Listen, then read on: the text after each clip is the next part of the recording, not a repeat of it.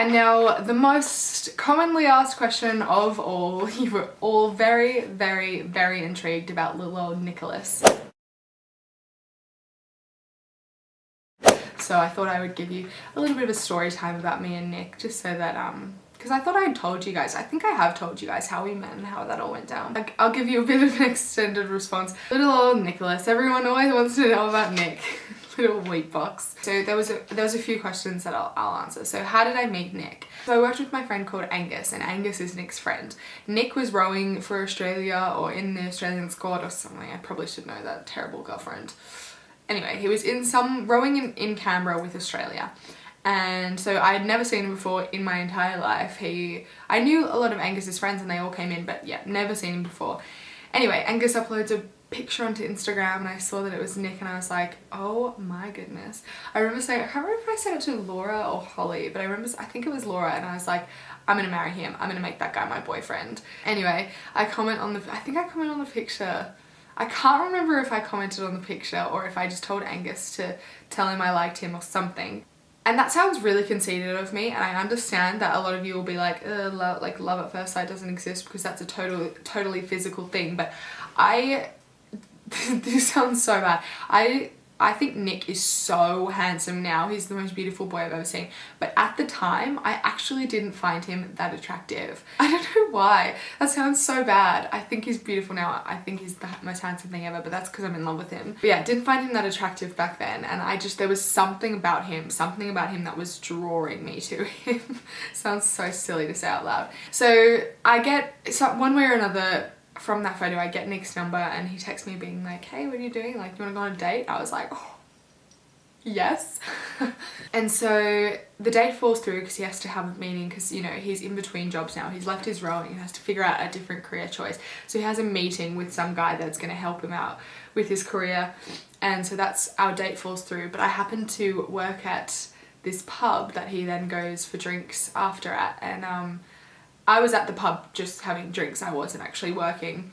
And he walks in and I was like, oh my God. And funniest thing, the first thing I said today is when I saw him, I was like, he has the skinniest calves I've ever seen. He does have very small calves. He's got a massive chest and he's a very strong boy, but then he can't put weight on in his calves. He's got the biggest thighs ever. It's the funniest thing. Anyway, that's the first thing I noticed about him. First thing I said, I was like, nah, I don't think so. He like ditched me on my date, don't like him. We go for drinks. I'm like whatever about him, kind of off it. And then we go to our friend's house afterwards to just like have a few more drinks because we left the pub. I remember just saying to him, I was like, look, like we can just be friends, see how it goes, like doesn't matter. We kissed that night. I remember we kissed that night. I was a little bit tipsy and gave him a big smooch because I remember one of his friends was like, bet you won't kiss him, and I was like, I bet you I will. So I just like walked up to him and gave him a big smooch. I'm trying to remember this. And then so I say to him, I'm like, look, you know, I've just come out of, or I hadn't just come out of, but I was like the last guy I was seeing, actually he wasn't really the last guy I was seeing. The last guy that I Sammy quite liked, which I thought I really liked at the time, but he was a total douchebag. Yuck. Oof. You know when you like cringe at someone you dated in the past and you're like, how did I even ever? Ugh. I was like, the last guy I was seeing was a total dickhead and I'm not really into having flings with people at the moment. I kind of want to be single, so like we can see each other, but like just so you know.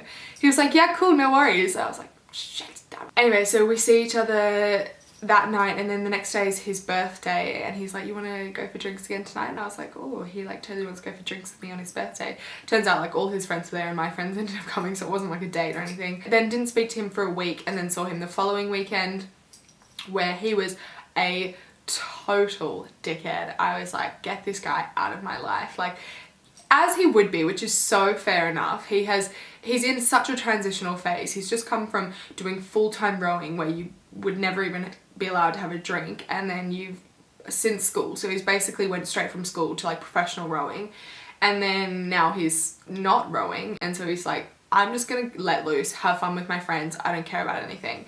And little old me was already heartbroken at this point. I was like, why wouldn't he just want to spend time with me? So he was just, you know, going around with his friends, having drinks, getting drunk, like doing what you would do as a boy that's just left like a full-time job. So I was like, nah, I'm not keen. Like, this is just too much for me. Like, he's obviously in this point of his life and he needs to have this time with his friends. I think this draw, I'm not lying, this draw to him, I couldn't stay away from him. I was like, you're a party boy right now, leave me alone. It's not gonna work, la la. And he just, I can't really remember how, but we just kept seeing each other. And this was all before I went to Europe, by the way. So I was like, I can't get in anything. I'm about to go to Europe for like 2.5 months. Like, it's just gonna be shit if I go away, la la. 3-4 weeks go by and we've already said I love you, that we want to be together, that we're boyfriend and girlfriend, like the mushiest couple, but like still pretty like fighty because he's like in this party stage of his life. And so I was like, you gotta chill out. And he was like, no. And that's fair enough, that's his choice. But I was like, I'm going to Europe then. He was like, okay. So it was still like, we were like obsessed. You know when you're just like obsessed with each other and you just, that was us. I don't know if you guys even know what I'm talking about, but like I knew I was going away, so I was just so sensitive about the whole thing. I was like, I can't be with you. That's so ridiculous. So I go to Europe and then I come back, and then when I come back, like being away from each other for like 2.5 months kind of just really set in how much we really liked each other. Like I was so head over heels, missed him every day, and like I was fine. I enjoyed myself immensely in Europe. I loved it. Like didn't let that affect me. I made sure I had fun and everything, but it just really set in how much I missed him and wanted to be with him. So then when I got back, he had sort of settled down, found a job, which is his career now. He's moved on like that. He was actually very, very clever, very smart, and is already in a full-time job, which like props to him, because I think I would be a crazy mess going from such a life transition. So yeah, he's just the best guy ever, and we're utterly grossly perfect for each other, which I love. And my family loves him. He loves my family. I love his family. It just works.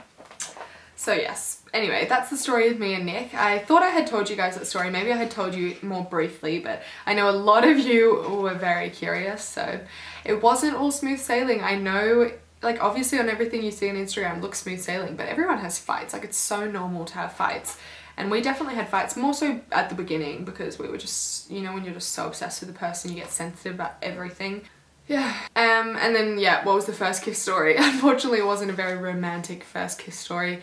I went up and basically forced him to kiss me, like grabbed his face, was like, oh, come here. I'm pretty confident like that, to be honest. Like if I know I want something, I go for it. And I don't really care. Like if he was like, ew, get off me, I would have been like, whatever, like doesn't matter. And then a lot of you guys asked when we're getting engaged, if we've talked about marriage, etc, etc. And yes, we talk about marriage all the time. I wouldn't be with him if I didn't think I could potentially marry him. Okay, chill out, Samantha. You're not gonna get married. You're like 21 years old. But obviously I'm just gonna wait like 5 more years, or I don't know, however many years. When the time feels right, it'll happen, or it might not. Who knows? That's the crazy thing about YouTube. I'll watch this video back in like 5 years and be like, whoa, either it's exactly what I said it would be, or nothing like I said it would be. What was my experience with boys in high school? My experience was pretty good because I went to an all-girls school which was pretty far away from the city where kind of every other school was.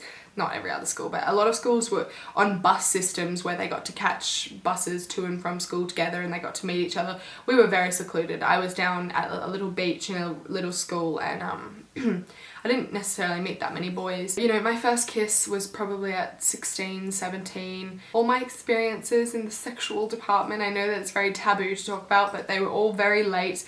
I waited for a lot of things. I waited till I found someone that I loved, and that was my first boyfriend, who was a really, really good guy. So yeah, I mean, my experiences are fine because I didn't really rush into anything when I was young, and I didn't really experience heartbreak necessarily when I was young. So I also saw a lot of your comments about how to get over breakups and how to deal with dickheads and stuff, and my short answered response to that is just don't put up with it. I know it's so much easier said than done to get out of a relationship or get out of, you know, a fling with someone that's treating you like crap, but I promise you in the end you will appreciate it so much. Just leave them, and then you'll look back at like when you did date them and you'll be like, what the hell was I thinking? Truly, just leave them, and I promise the heartbreak will heal. You will feel so much better in the end. Surround yourself with family, surround yourself with friends, keep yourself busy. I know it's so much easier said than done, because I've only ever really been I thought I was heartbroken, but wasn't heartbroken at all, over a guy that was a total dickhead. Now that I look back at it, I'm like, thank God I'm out of that, and I promise you'll see that as well. You will see that. You just need to escape it. Hello guys, so I'm just editing this video that you're watching now. So the Q&A was way too long. It was like a 25 to 30 minute video, and so I thought I would just split it up into 2 parts as you've just seen here, and I thought the best way to do it was to split it into sort of boy questions and then the other one just kind of other stuff. I hope you guys enjoyed this video and the story of how me and Nick got together. It's probably not the fairy tale that some of you might have been expecting, but it's still real life. Yeah, I'll link the other Q&A that I did down below if you guys haven't seen that, and I'll see you in my next video. Bye!